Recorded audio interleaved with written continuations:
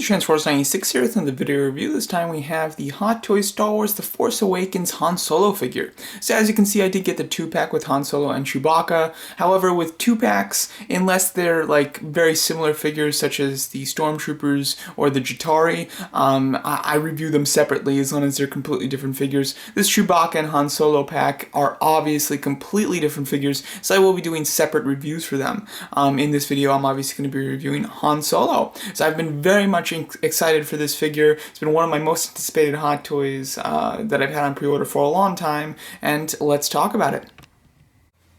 So here's Han out of package, but before we go into the figure, let's go over his accessories. You get a fair assortment of hands with Han Solo. You get ungloved and gloved hands.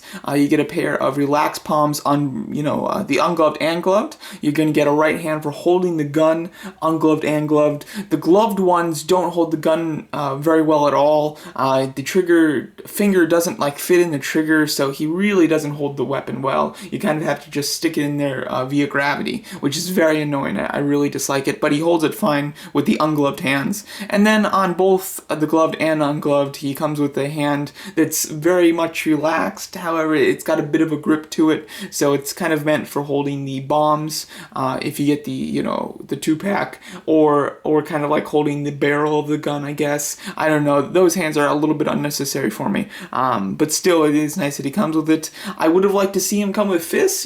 I think that fists are a pretty nice accessory. He obviously does fight, and he does punch somebody in the movie. One of the Conja Club members he punches and throws into the Rathtar, so it would have been nice if he came with the fists. I think that would just work for some poses. Even if he wasn't going to be punching anything, even if you weren't going to put him in a punching pose, still just having those aggressive fists might look nice when he's holding the gun or something like that. But still, he comes with a nice assortment of hands, but lacking a bit.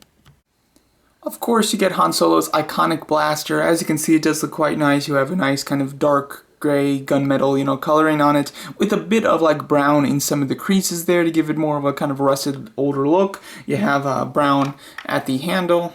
And on the other side, of course, you have the larger scope, which looks quite nice. It does have a moving piece. Let's see here. Yeah, this little piece comes up. I don't know what that's for. It seems kind of pointless, but it is still nice. And as you can see, you can kind of see the some of the reflecting in the little spyglass there, which is kind of neat. I'm not sure if this is the exact same accessory that came with the original trilogy Han Solo. I would imagine that he doesn't change his gun at all. I mean, there might be some slight updates to it, but I don't think so. So I think it could be the same gun that came with that figure. I'm not sure, but overall it does look very nice, and it can be holstered onto the figure. You do get, of course, 2 separate jackets. You get one, his brown jacket, which is his iconic look, and the one that he uses the majority of the time in the film. And then he comes with the snow gear one, which is great. That's one that you really wouldn't expect Hot Toys to do, but they did it, which is very nice, and it does look great. I will show you how they both look on the figure and go into more detail with them. I will say, though, that they both have these little pockets where you can put these little pieces of plastic in there. I found it incredibly hard to get these in. These two went in fine. This one, I can't get in any further than that, and I've tried a lot. I've done everything I can possibly do. I don't understand why it won't go in. It's super annoying. I absolutely hated it. Maybe it's just mine, though. But I do wish you luck if you are going to be putting those in, because it's a pain. At least it was for my copy of the jacket. But these both look great, and they both give the figure completely different looks. You, of course, get a standard Force Awakens base with this Han Solo. I do like the hexagon style of base. You have the resistance symbol in the middle there, and the nameplate with Han Solo Star Wars. The top with the resistance symbol is very glossy, which looks nice, and then, of course, has the cradle. I like those bases. I think that they're nice. They're simple. They represent good and evil, basically, and then they fit together very nicely. You can fit a lot of figures on the shelf with those bases, and they're still quite nice in general. So I like those bases a lot. You'll also get, if you buy the 2-pack with Chewie, you'll get the snow effect pieces, which are nice. I was kind of thinking that they might just be the exact same pieces that came with Rey, but obviously painted to look like snow rather than sand. But it's a completely different piece. The way it's sculpted is completely different, and it looks nicer than Rey's. Rey's really has to be fit around this side to make it look decent. But this one, actually, you can put it anywhere on the base and it still looks nice. It's a neat way to kind of give the base more of an an element feature to it. I think it's cool. It's not, amazing by any stretch of the imagination, but it's still nice that he comes with it. Would have been cool if instead they just came with like one base together that was like a snow base. I think that would have been kind of nice. But these little attachment pieces are, they're better than nothing. They're kind of cool, and I think that they will look nice if you pose Rey and Kylo Ren fighting. If you snap on a couple of those onto their bases, I think that would look quite nice as well, obviously, because their climactic fights takes place in the snow on Starkiller Base. Alright, onto the actual figure, and of course I want to talk about this head sculpt. This head sculpt was something that I really was blown away by when it was first put on pre-order and we got to see the official images of it, and now getting it in person, I'm still just enamored by it. It is beautiful. I really do love the face in general. I think is just pretty spot on, and what's really kind of unique about it is that it's spot on from all angles. I mean, really, I think that like a slight tilt from the front, like right there is about its most strongest position. However, just about any position that you put this in, it looks pretty great, which is unique. Sometimes Hot Toys figures look amazing from one angle, and then they get a bit disappointing as you turn them. But not this Han Solo. This Han Solo is just gorgeous from all sides, which is awesome. I love it. And obviously, he's such an iconic character and actor, so to have this head sculpt be so nice is really special. His hair, I love the styling of the hair. I think that it looks great. My only issue with it is the color looks a bit off. It looks a bit more blondish than it does white, and obviously it should be a bit more white than blonde. So I'm not. I feel like the coloring on the hair could be slightly better. However, for the most part, I think it's great, and it really doesn't take anything away from this fantastic head sculpt, because it's the definition of perfect. I absolutely love it. Going over the rest of the figure, as you can see him with the brown jacket on. Looks quite nice, and it's a very, iconic Han Solo type of look, which looks great, and it's very form-fitting. This jacket is relatively thin, which is nice as far as the way that it's fitted to him. It looks good this way, and with his arm down and everything, you can really get an appreciation for how well it fits, and obviously his undershirt looks quite nice there. The collar piece is a bit hard. It's kind of hard to get this to stay down like this. It just kind of keeps wanting to pop up, which is a bit annoying, but that's a relatively small thing. Then, as you can see, you've got his holster there attached to his belt. This is obviously where you can attach the gun if you'd like.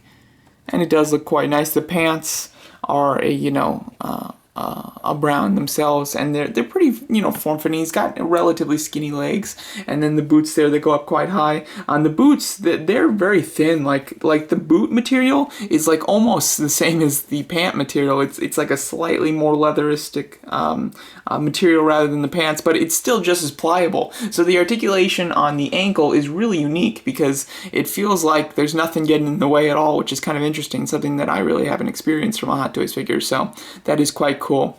As far as his articulation in general, it's quite good. I mean, obviously he is wearing 2 layers of clothing here, and as you can see, I mean, you can get a complete bend, which is awesome. So his articulation is not hindered by the jacket or anything. My only concern is having the jacket posed in really creased positions could cause it to have damage later on. However, that might just be my irrational worries about Hot Toys figures. I'm not sure. So, you can take a caution if you'd like, but if not, I mean, you should be able to pose it and leave it like that and really not have much of an issue. And he's got great articulation everywhere else. I'm really not going to go over the articulation because there's nothing to talk about. It's not hindered anywhere. So obviously you all know what a true type does, and this figure can basically accomplish that in all the areas, which is really nice. So really do love the articulation, and Han Solo doesn't need to be super dynamic, he needs to have good stances, but you don't need to put him in like a landing pose type of thing. So his articulation is just perfect for what you need him to do, which is excellent. Let's show him with the Starkiller base kind of snow jacket on. Alright, so here he is with the winter jacket on. I do like the winter jacket quite a lot. The production images of it, I liked a ton. Like, I liked it more than his regular brown jacket. However, in person, I kind of like the brown jacket just because it's a little bit more Han Solo-like. However, I do still love this this snow jacket. I think it's great. It's a perfect alternative if you want him to be wearing something a little different. And it is nice that he comes with, you know, something to completely change his outfit. That type of item, you know, helps keep the Hot Toys figure fresh, which is very nice. And it's very easy to put on. It does say that you should just put it on over his brown jacket. I think that's ridiculous. I think that doing that will restrict his articulation. It'll wear down the jacket underneath faster, and it will make him a little bit too bulky. So I don't do that. I took his brown jacket off and then put the blue one on. I wouldn't recommend putting the blue one on top of the brown jacket. That just doesn't make any sense to me. And as you can see, you don't need any piece of the brown jacket to be showing, so it really doesn't affect it at all. But overall, looks great, and he does have the little scarf there. It's kind of hard to get the scarf in like a perfect position. You know, I've kind of found that it's difficult to get it perfectly, but still, you can do it once you mess around with it for a while. And as you can see, you do kind of like roll up the sleeves to get these gloves on, which gives you know, the arms more baggy of a look, which looks nice. And this the material is quite good. It obviously full range of articulation. Like, look at that. You've got a perfect bend on that elbow, which is very nice, you know, and that's obviously because the material itself isn't that thick, as well as the fact that that it's quite baggy as well. So I do like it a lot. It does look nice. He does have this little section here where you can put in the little poles, and it looks good. You've got two like buttons underneath here, and then these little clasps are all buttons as well. It does recommend that you don't button up the first two, that you leave those open just for the look of the figure, but you can button them if you'd like. So he does look very nice, and he does have the hood. I actually never put the hood on. Let's see what that looks like. He never does in the movie. But that's a pretty natural looking hood. I will say sometimes with Hot Toys hoods, they don't hang very well, but that hangs very nicely. Now he never does in the movie, obviously, but still, that's very cool. I actually like it.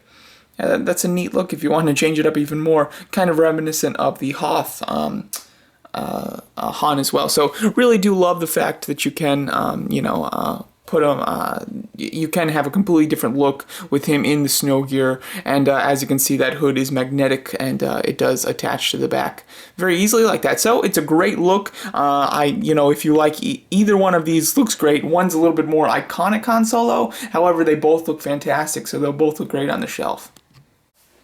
And of course you have to have Chewie if you're going to have Han, so here's the two of them together. They look quite nice together.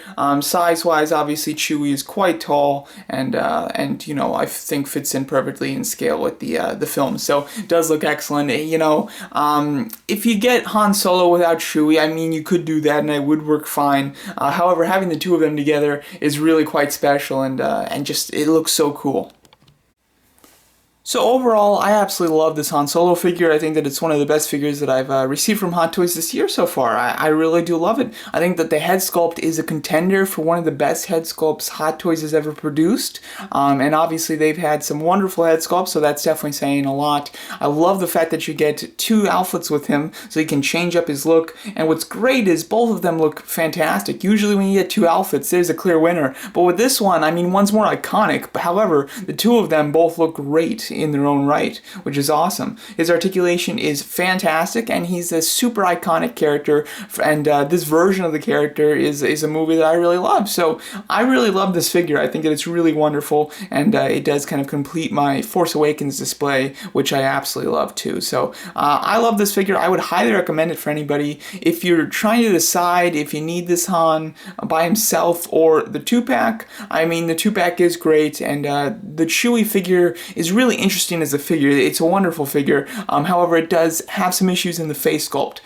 The two of them look great together, but I would say if you're going to pick one, I would pick Han Solo from a character perspective and a figure perspective. I would pick Han Solo. I think that he's just a bit better, but the two of them are great, and this Han Solo figure is really fantastic. So there you go. That's my video review of the Star Wars The Force Awakens Hot Toys Han Solo figure. Let me know what you guys think of it, and thanks so much for watching.